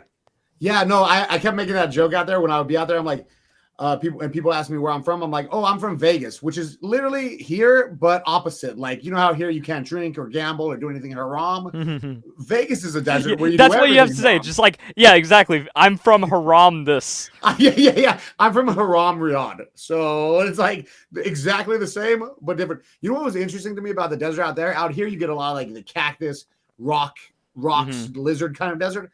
Out there, the sand is so fine. It's like, because obviously I think it's been there for billions of years or something. But like the sand out there is so fine. It's literally like hourglass sand. Like it's crazy. I wore shoes out there. I got a brand new pair of shoes with like felt. They're like felt material. And so typically if you wore those on the beach out here in America, your shoes would be like destroyed, like all sandy and dirty and dusty. Out there, I walked through the sand with those things. The sand is so fine that like not even a speck of sand was on my shoes after I walked out of the desert. Like it was like very interesting to me. It was like very like fine sand. It was crazy. That's good to know because you wonder like how do those people live out there? I go to the beach and it's in my crack for 3 days and I just want to die. It's but out because there, it just actually brushes off, kind of like a hydrophobic material. Okay, so I was trying to think of that word specifically. I was like, it's like when you have the water that just drips off. That's exactly how the sand is. Like, But also, the super fine sand out here, that sugar sand, is the fucking worst. I just think it's not as fine, bro. I think that from billions of years, that's like impossible to like think of when you're just like. But that sugar sand out here, because I'm not even talking about regular beach sand. I'm talking about when you go to a bad beach, and it's got the extra powdery one. Just like, oh, this is now a part of me for the rest of my life. Shooting bows and arrows out in the desert, like a real Arabian Night, bro. Is that a tourist thing they have set up? Yeah, so this is like something called Dunes of Arabia, and you go out there, and that's where you like have the traditional feast. And turn the desert into a theme park. Literally, and it's like all desert, and then they just have tents set up, and like you go to the a carnival. I love it. It's like a carnival vibe, but like very it was cool, man. It was like have you ever seen the movie Aladdin? Yeah, felt like I was in the movie Aladdin. Let's see. This is my we had like some delicious tea in front of the traditional dancing. It was very, very movie. That's a blast. That's an expertly shot video. Fucking hell. Yes, like that looks like it's from a commercial for like a travel guide. I'm a professional content creator here. It shows right there. Thank you, sir. Then we went to the Dior Cafe, which is like where they give you the museum tour of all the like fancy designer clothing. This drink right here, guess how much this one drink was? Like $100. I think it was like 60. I want to go 75. Bro, look how fancy this stuff is. Because I feel like there's definitely places where you could just get like $100 soda, $200 like juice. But I'm like, he didn't go there. He went like halfway. You guys recognize this guy? He's like, do you know who Hasbulla is? Yes. He's Habulla's nemesis. Oh, you're already getting ready for the slap fight. Yeah, already getting ready. That's my bro. He's got good form. He even had the? He had good form, right? We got to see him versus Hasbulla at some point. And then, I fed a giraffe with my mouth.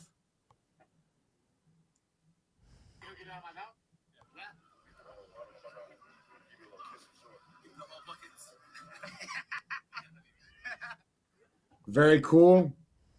It was just a crazy experience, honestly. Wow. Fucking insane. You got to really sell your vacation.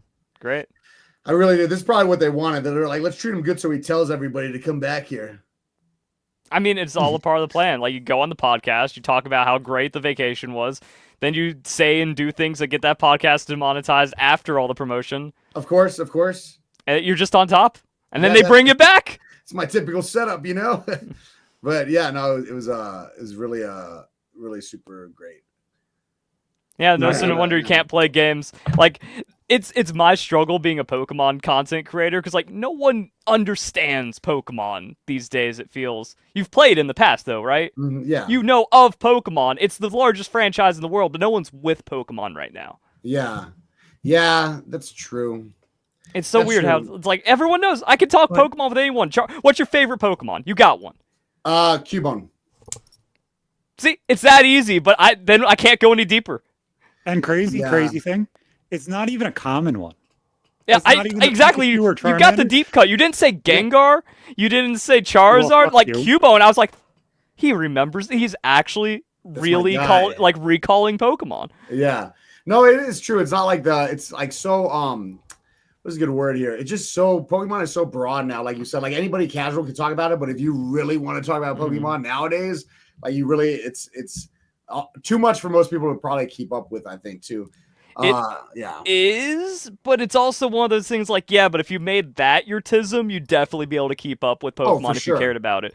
Because they have a new game coming out called Pokemon Champions, which is going to be like competitive. They were just like, this is only supposed to be competitive, no other BS, no other thing to get confused by.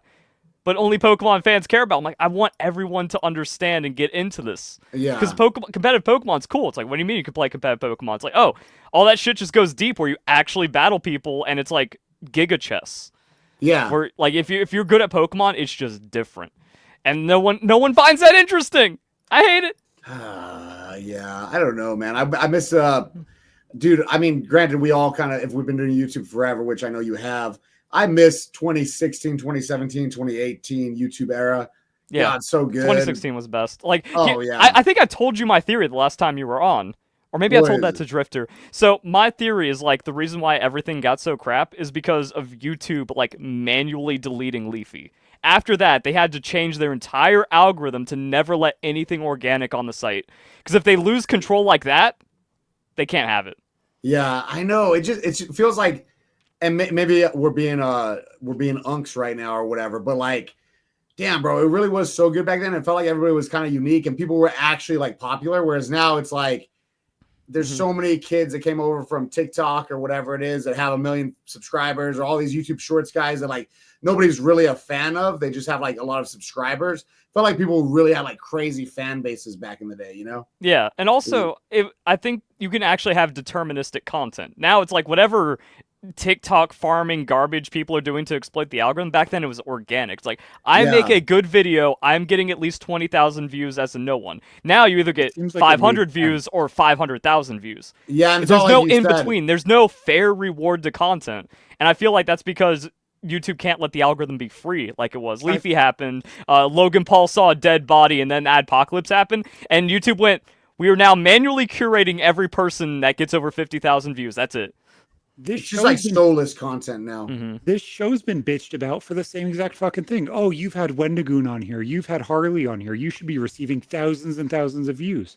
It's like, yeah, if YouTube decides to click the fucking button today, what are you talking about? Like, obviously, you have zero idea how this actually works, my guy. Collabs used to matter. Like, you used to collab with someone big, and like, it either starts your career or it makes you like solid, foundational for a while. Now you can have like a 5 million person shout you out and get 200 views off of it because it's all fake. Bro, literally, I was like, I was thinking about that the other day too. I did a collaboration one time, a little dual com video thing, and the guy gained like 10,000 subscribers, you know? And it's like, and that 10,000 translated to him getting like all the like 8,000 views a video or something.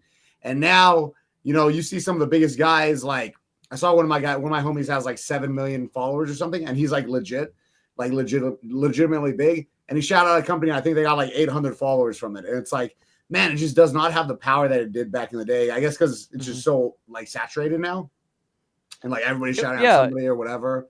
It was also still saturated back then, but it's a different kind. Because I was looking at old Pokemon views, like if you did a good top 10 or a trivia video, like scariest Pokemon Pokedex entries or something, get like 4 million views. Now the #1 creator in Pokemon is getting like 1.5 million views per video, and they're like, he's the GOAT, he's the biggest Pokemon YouTuber ever. I'm like, 8 years ago, he's average. Yeah. It's crazy. And what do you think about my Leafy theory? Like, if you think about it and you sit on it, I agree.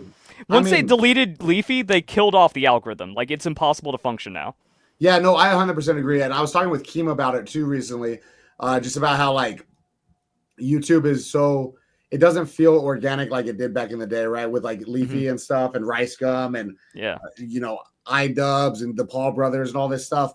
And like, it just, they 100% killed it off to kind of maintain some control over like what's becoming so big. Because like, okay, good, I'm not crazy. No, like, my fear is I got dislike botted, and now I just don't understand anything. And that's another thing I hate, because when I'm like, yo, I'm dislike botted, people are like, dislikes don't hurt your video, they only help. I'm like, back in 2016, back in 2016, it was all about engagement, but now we're in a following the audience thing. So viewer satisfaction is huge. If you get 10% dislikes, your video's dead now.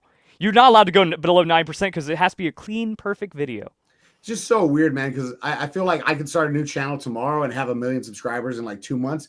But like, I don't want to do it because I know that in order to do that, I'm going to just make soulless content that's like, same. You know, it's just I'm like just like, why do I have to start over again when all YouTube support has to do is go, sorry about the dislike botting, let's hit that reset button and make it fair. Like, it costs them nothing, and they just have so much contempt for their creators, but they don't have contempt for the bad actor AI channels. All I have to do is just do like scammy fake content. Bro, do a scammy fake content channel, you have 1 million subscribers next month. It's crazy. And I have no heart to do it. But I also don't want to even rebrand my content exactly as it is now. But on a new channel, it's like I could fresh start and be good in probably 6 months. But no, for sure. I'm not me anymore. There definitely is something like that. Like, I've thought a lot of times about just starting a new channel and just saying, hey, this was big, you know, in 28. Like, my channel was big from whatever 2010 to 2018, and then I'm starting a new one. But I don't know. It's just so funny to me because doing that soulless content, although I know it would be like a good money maker and all that stuff, it doesn't intrigue me. The money doesn't intrigue me. Yeah. The followers don't intrigue me because back in the day, like hitting 100K subs or hitting 1 million subscribers, meant a million people really liked you, right? Like, they really F with you or whatever. Whereas now, having 1 million subscribers off of shorts doesn't mean that 1 million people like you. It just means that you got you put up a lot of easily digestible content, not that people like you. Yeah, you got into the algorithm for a week and then never got it back Yeah. or something weird. And there's just so many weird ways to break it down because you also have dead internet theory. 2017 was when we kind of hit the crux, and it's it feels that way. Yeah. I mean, more people than I say this a lot too. I guess this is kind of a different thing, but I think that more people than ever know who I am, but I have less fans than ever, if that makes sense. You know what I mean? But more businesses know who I am. More people have probably seen me or heard of me. More people on the internet that are consuming content, see me in Kai Sinet's videos or see me in Logan Paul's video or whatever like that. But I feel like they recognize my face, but they're not actually. You're like a popular background character. Yeah, it's weird. It's super weird. Instead of the star, you're loosely recognizable. Yeah, it's strange to me. Your name and your stories, and maybe even you have been talked about in rooms that you probably will never see. Oh, for sure. But you've absolutely been a topic in quite a few rooms that you will never fucking believe, and it's just that's really weird. Mm-hmm. It's super. Yeah, it's super weird. It's but I feel the same. And Keem was talking about it too, with the TikTokers. He's man, he's all these TikTok kids. He's they're not real fans. This guy could have 5 million TikTok followers, but they aren't fans of him. They're just fans of that short form, easily digestible content. It's a YouTuber with 100K real subscribers is like a TikToker with 5 million. Yeah. Depending on the that type conversion of content. feels about right. Yeah, it's crazy. Of course, it depends on the type of content. Obviously, if somebody's doing more personalized content, that's one thing. But for the people who are literally just doing like the AI videos, that's not real fans of you, Yeah. Mm-hmm. And we have 10,000 likes and 180 fucking followers on TikTok. It's the videos get views. I don't really care. The follower number literally is meaningless to me. There's a second account that uploads our shorts that has 40. Why is it getting 10,000 views on it? No idea, but it is. I'm not going to bitch about it. I'm just going to accept it. The follower number doesn't matter. Yeah. Yeah. And with the being fake thing or starting a new channel, it's kind of weird because it's not about the money, but you need the money to live. So it's I wish I was back at 10K because I'm comfortable. I know I'm set forever kind of idea where it's people be oh, you don't need that much to live. I know I don't, but YouTube doesn't last forever. I just need a couple more good years back on top and then I can feel fine. And instead of now but I also won't chase that. It's not oh, I'll do anything for that. Because it's just I just want to be me, talk Pokemon, and get that fair promotion like I used to, and Google and YouTube says no, fuck you. I hate it. Yeah. I mean, it's a different time period too, so I'm sure that people's what people watch has changed a bit. No, it's definitely there. I know it's there. That's I hate that gaslighting. Cause without the botting, I'm back at 5,100K minimum per view or per video. But because I'm dislike botted, I can't even function anymore. I don't know. Well, because I have to think about myself. Cut comms were so big back in the day, right? Mm-hmm. And so if I start doing cut comms again right now, I think that there's an audience there, but it's been so done to death that I'd have to come up with a different way to make it popular, though. You know what I mean? Not saying that the audience isn't there, but it's the way that you got to find the audience. And obviously, if you feel that the algorithm is working against you or whatever, you got to figure out how to combat that. But yeah, it's just weird. So many people have done the cut com thing, but now I know all the FaZe boys are coming back. I know Apex is back, doing the cut comms and stuff again, and they're doing well. Yeah, I think you hit that. You can also hit the cycle, or you just change it just a little bit enough to float back up. Where it's just I'm when you're just a good content creator, you can find it. But also with all the stuff you're up to, the YouTube part doesn't seem as interesting. I know, right? I do want you don't need to be a big YouTuber anymore because you're already living that. Yeah, that's the thing. But what is interesting to me is I bet you that if I had, which I've been saying this for a year, I should do this. I just need I should just be live streaming everything my real life because I mean, how many people can go on a crazy Saudi Arabian trip or whatever it is, or go to Dominican Republic and have a wild week with like some of the most famous people in the world. Like, I should just have somebody filming everything and just chop it up into like videos. You know who Nick Naracina is? Nick Naracina or something. No. He was like one of the Nelk boys and stuff. Now mostly what he does is like he was the cameraman for Nelk back in the day. Yeah, it's just like the infinity amount of creators out there that are massive. Yeah, this guy just hit 1 million. He's super cool kid, but he was a camera guy, and now he literally will just do like vlogs. What is the one that? Oh, this one. I took Logan Paul to a frat party, so he literally went to like a WWE show and then threw a party for Logan Paul after and just vlogged it. And like that's kind of the lifestyle that I'm in right now. So I mean, if this dude is getting views like this, like I should just have somebody being my cameraman and being like, dude, today we're going to Saudi Arabia. I'm going to meet the prince. Yeah, exactly. Like you just hire someone off the revenue to make all of your content. Yeah, for sure. So like if I was to start doing content again right now, it'd probably be like something like IRL streaming. I'm probably like that mixed with me doing like just desktop streams like here, like just talking about like what's going on in the whole, like, I don't know, Logan Paul, KSI, Jake Paul universe, Happy Punch universe, you know. A news channel like that also for just like all that online stuff that's going on where you just kind of keep them in the loop. Yeah. The interesting There's too much to keep up with. Someone's got There's just so much to keep up with. Yeah. And so I agree. And like, obviously like Keem's still doing Drama Alert on Snapchat and then Happy Punch is doing all the fight news. So I can literally just cover like the Happy Punch topics. I actually was talking to Keem when I was at the LolCow camp and he's like, yo, Overt, would you do a fight show for like maybe a LolCow Happy Punch thing? Like we could do a fight talk show. And I was like, yeah, I would do that. So maybe to me, that's kind of more interesting than me just starting one of my own. Cause like I have to have I have to like kind of build that from the ground up. But if I could kind of step into a place where like Keem's promoting it already and we're posting on Happy Punch and all that stuff, then that would make sense for me to do a fight show for that. That would be kind of fun. What is up, Happy Punch Nation? Yeah, exactly. That's exactly what it would be. So yeah, maybe there's something there. I'm going to talk to him soon and see, maybe we'll start that here very, very shortly. That would be fun. That would be a nice little project for me to work on. Yeah, it's really, really interesting looking at the collaboration stuff and how that stuff kind of expanded and also collapsed at the same time. It's not only views that like collaboration doesn't help with anymore. So many people see like, oh, I'm working with PJ this week. This is a job. You know what I'm saying? Like we're working together. We're trying to do something. You're promoting stuff. That's what we're all doing. It's like that isn't meaningful to some people. Some people are like, you don't get to build with me. You don't get to be a part of this. And they just want to kick you off the fucking, I don't want any Klingons. And it's just like, it's weird. It's weird how some people just want to stifle everybody around them and kind of compress on them because they're like, oh, you can't build with me and you can't build around me. Go over there. Yeah, it is like, it's just strange. I don't know, man. I'm going to try to, I haven't really been like trying to grow my social media lately. I was just talking to somebody about this. This dude has like 39 million followers on Instagram or something. And we were just talking about like growing the socials. And I was like, I gotta be honest. Like I haven't tried to grow my socials in like a long time. Just because I've been working on so much other stuff, but it will be fun for me because I always have fun, like figuring out the algorithms and stuff like that. Cause I've done it a million times, you know? So I'm kind of looking forward to coming back and seeing exactly what's going to snag and what's going to hit. Like that's actually a really great film. It's like, still got it. Time to retire again. Yo, I love that. I've done it countless times, right? Like I was big on like when I was streaming on Justin TV back in the day.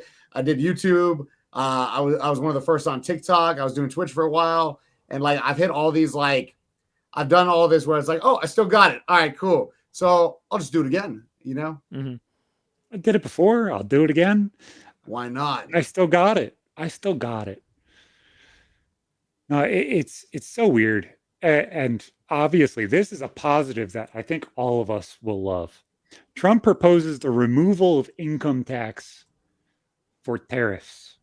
Using the tariffs to pay all of our taxes. We no longer have to pay income tax federally. Do you know how fucking nice that would be? That was like one of his campaign things, and we're still talking about it? It was just reposted. It was re-talked about. I didn't think that was like still on the table. And here's my hot take on that. I want to pay income tax to fuel our glorious country doing great things. Like, I want a 10% flat tax. Please just do that. Lower the tariffs or balance it out to where it's just like, if we can run the country on tariffs and like a 10% flat tax, I feel happier and more contributing than just like the unstable. Like, it feels unstable and kind of sketchy if it's only tariffs. Am I too hot on that? I'm like, I want to pay a little bit. I'm okay with just maybe 10 flat. I hand it to the IRS, no problems. Maybe the income tax or whatever takes care of you specifically. So if like, you have Social Security, disability, those things, that's where your money goes. The tariffs go to pay everything else and kind of flesh all those out. I think that kind of like makes a lot of sense. I still want our country to have more money just to be great.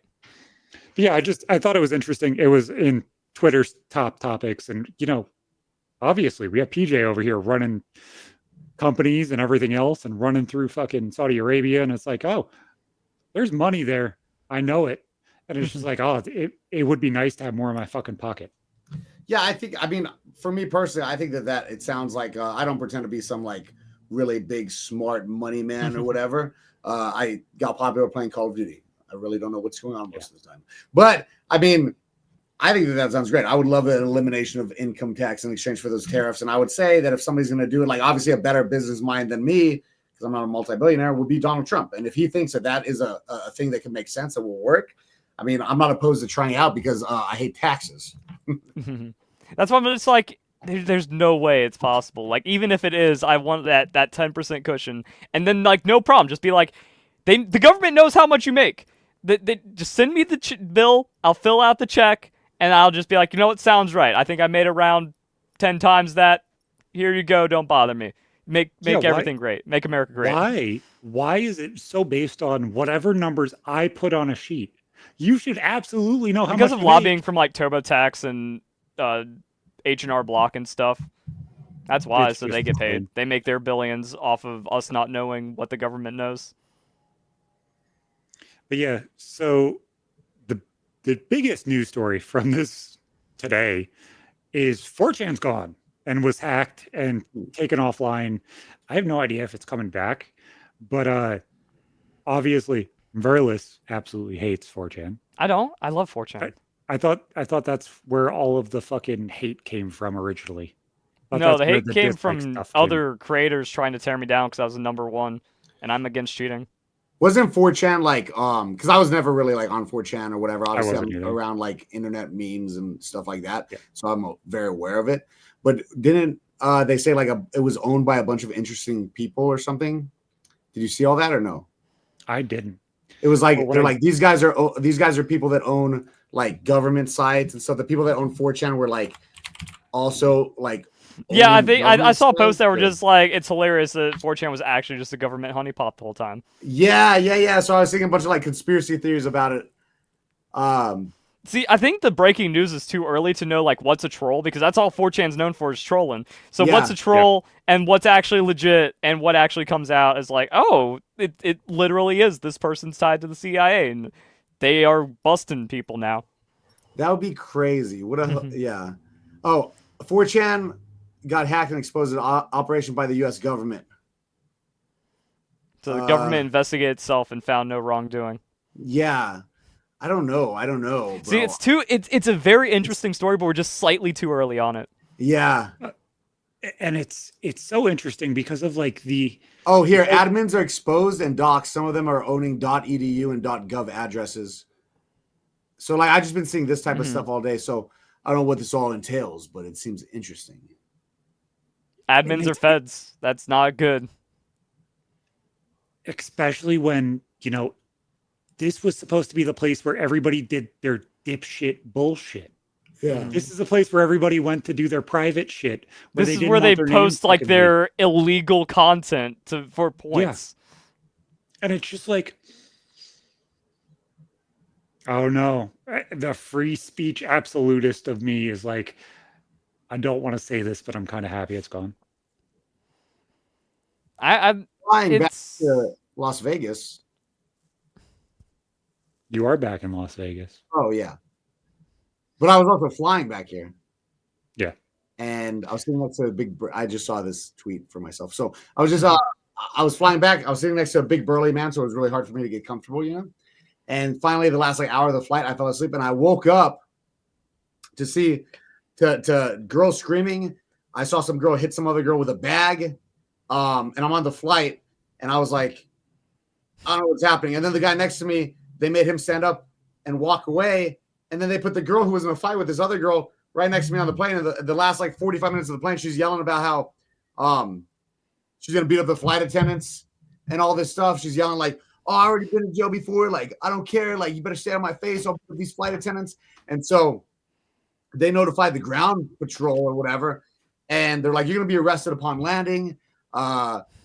Whatever, all this crap. And they had to sit this girl right next to me. I'm against the window, and this girl's next to me, just like yelling, like punching the air for the last 45 minutes of the flight or whatever. And then we landed, and the girl's like, she's telling me, I'm like, I don't even know this girl. She's like, and I don't even know if she was talking to me or to herself. She's like, as soon as I land, if they try to arrest me, I'm gonna fight them. I'm gonna run. I'm like, God, buddy, can I not just have a normal flight back home? I've been awake for 20 hours. I'm exhausted. And then we landed, and then the police came on board and arrested her. And she didn't fight. So I really was let down by the lack of fighting that I was promised.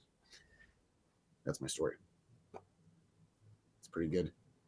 Pretty good story. How did you like that story? Well, the problem is she failed you in the story. She failed me in the story. You didn't have a good finish to the story. No, there was no good. Well, she got arrested, so that was cool. Well, that's the predetermined outcome, and also crazy stuff happening on the flight. That's the first time I've ever seen a fight on a plane like that, which is hilarious, though. Mm-hmm. That makes me want more. That makes me wish, like, it's like, bro, as she promised, cop went to grab her, took a swing. Bro, I should have been gassing her up. You gotta lie. Like, this is actually like one of those things where, like, now it's a comedic bit. Yeah, where you have to save it off the last 10% by just fabricating something fantastic. Yeah. And then she took out 3 cops on her own, ran out the back door. She opened up That's the too far. exit. You can't make it a fairy tale. Okay, it has to be something realistic. All right, she beat up 1 cop, narrowly avoided the other 2. They brought a female cop first, but she could take her. But because she was kind of big. And then she took the female cop. The other 2 came on board, one from the back, one from the front. And then she went out the emergency exit, used the door. No, she doesn't get away. It's like that's when they bring out the taser. They drop her that second. Like the second the guy shows up, Tay's gone. Okay, she got tased. She fell over onto my lap because she was sitting right next to me. And then because she was touching me, I got a little electrocuted, and now I'm suing. No? Too much? No. Still think too much. A little bit too much. Okay. Yeah. We'll work on it. We'll work on this. That goes to the lab, and it'll be good. We don't have Zach for feedback. Zach likes it. We really don't have Zach for feedback. He doesn't even like fake hear us on anything. That's unfortunate. Ow. Okay, so when Zach comes back, we gotta talk about like it was the greatest. Dude, we have to actually figure out the story right now before Zach gets back. Yeah. So female cop takes her. Female cop. She gets away from the female cop. Doesn't beat her up. Just simply narrowly escapes. Gets a good push away. Gets a good push away. Makes it off the plane. Okay, she makes it off the plane where she's intercepted by 2 guys. Where does it go? Now, do you think that she makes it off the plane through the emergency exit or no? That's never going to be open. That's an impossibility. Oh, that's locked. I've opened one before. You just do this. You pull it off. You've done that like after the plane lands? Is that easy?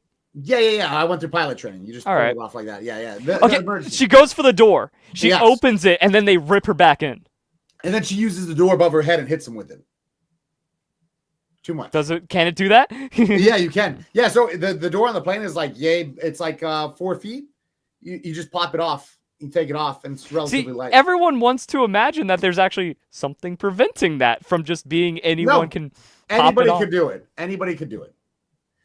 The hope is that you're not sitting next to somebody who's fighting cops in a toaster bath state of mind and wants to pull off that door, because that would be very upsetting. All right, I guess that means that we can work with this emergency door so angle. We can work with you. So you have to add you'd be surprised that they're just unlocked.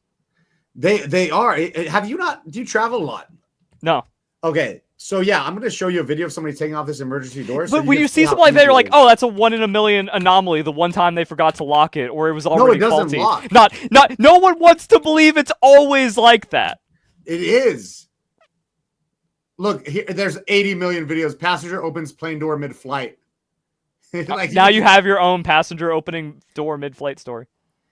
Yeah, don't they all have that lock that's like on school buses where you put the arm down and it just kind of like holds it closed? How much of that did you hear, Hold on, Zach? let me see if this video is for you. Just the end. I connected my headphones to my phone, and my phone's in the room, so that way I hear my ugly ass Oh, voice. so you missed his story. Yes. Where did his story cut out? We should just pick up right there, and he can tell the full story. So my headphones disconnected, and then I jumped in right when the fat man got up, and then a woman sat next to him that was bitching about a fist fight. Perfect timing. That's great timing, actually. There's a video of opening a emergency Just on exit shorts. door. Just on shorts. Very easy. Look, just pop it off. Okay, hold on. I'll put it. It's like 20 seconds. Yeah. So he takes off the little lid. He just pulls it down. And just goes.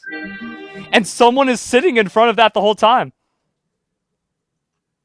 I didn't believe your story, but now you can say whatever you want about it. I believe you. See, and that's why when I told you the story and I was very honest about what happened, you should have just believed me from day one. So anyways, this girl was yelling, kicking her feet, punching the air, saying like, I'm going to mess up these flight attendants, blah, blah, blah. The flight attendant goes, upon arrival to the Las Vegas airport, you will be arrested, is what's happening. She already assaulted another girl that she was in a fight with, and she was like pushing the flight attendant and stuff. So we actually, and I'm like sitting here next to this girl, and I don't know if this girl's talking to me or she's just like yelling in general, but she's like, when I land and the cops come on here, like, I'm going to fight, I'm going to run. They're not going to get me. Like, I'm putting up a fight. I've been to jail before. I don't care if I'm going to jail already. Might as well like get away, you know? And so we land, a female cop comes on board, is the first cop on the scene. She comes up, she tells the girl, stand up, you know, turn around, we're going to arrest you. The girl stands up, literally pushes the cop, starts sprinting down the aisle towards the emergency exit, opens up that emergency exit door, and luckily right then the other two, the male cops, which should have been on there first, obviously, because if you got a girl on girl and the one girl's like, obviously she's been to jail, she's probably got some fight experience in the pen. She got away from the first cop. She opens up the door, she starts climbing out, and the two cops literally drag her by her feet and pull her back on board. Take out their, what is that thing called? The electric gun? Taser. A taser. Starts tasing her on board. It was crazy. No, I'm gonna be honest. She just got arrested. Yeah, nothing. Did we have you going, Zach? While you were disconnected, we were trying to piece together how fake we could make that story. I figured maybe something was, but she did get arrested though upon landing. It was not really that climactic. But yeah, exactly. Like he said, he told his stories like, "Did you like that story?" And I was like, "She let you down on the story. We need to make it better." I really believe her when she said she was going to fight. Thing. I really do. What do you hate? Now we got content out of it. Don't worry, Bluetooth Zach. Connector that I have for my PC. I don't know if my PC is shitting the bed. I don't know if the Bluetooth thing's shitting the bed, but my AirPods will randomly disconnect slowly. So like we'll sit here and have a conversation. I'll miss like 5% of it, and then it goes from 5% to completely disconnected, and then it won't reconnect. That's annoying. And my mixer that I got through Beacon is like shitting the bed due to like some graphics driver thing. And it just absolutely freezes. The app crashes and then it completely disconnects all audio. So I don't know exactly what the fuck's going on. I've also dealt with Beacon. They've sat here with me for like an hour going through shit and shit's still not fucking working perfectly. All since I got fucking hacked by a fucking sponsor. Fuck you, sponsor. Look at that dog. Ridiculous. Well, wait, where's she on the Oh, she's right behind me. I was checking something else. Look at that dog. Cute. All right, boys. Well, hey, I'm gonna have to head out of here in a few minutes. Yeah, that's fair. Do you have any statements or things that you would like me to answer and or push and or promote and or agree with you on? You're promoting stuff on our thing? Normally it's the other way around, where like you ask the host, where it's just like we're asking you to promote your stuff. Happy Punch, yeah. No, I want to promote. I want you to say shout out to our sponsor, and I'll say the shout out. I don't think you can if you're releasing a drink. Guys, we'll see you next time. Yeah, let's get out of here before I demonetize it.